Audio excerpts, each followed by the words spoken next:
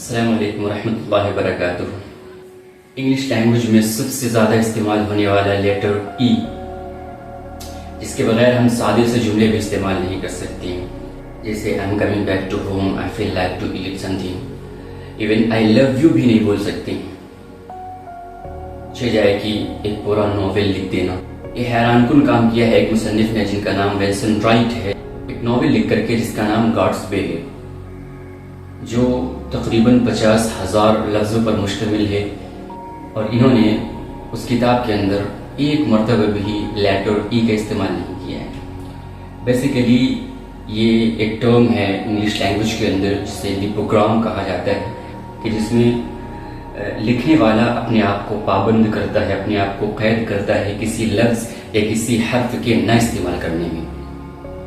لہٰذا انہوں نے پوری ایک ناول تیار کر دی جس کے اندر انہوں نے لیٹر ای کا استعمال نہیں کیا، اور یہ بہت بڑی بات ہے۔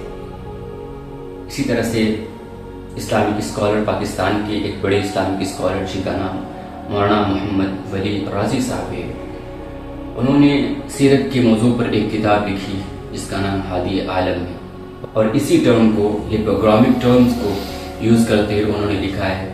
اور ان کا ماننا یہ تھا کہ نبی صلی اللہ علیہ وسلم کی زندگی بے داغ تھی، بے داغ زندگی کو انہوں نے ایک کتاب کی شکل میں پیش کیا، اور اس کتاب میں ایک بھی نقطے کا استعمال نہیں کیا۔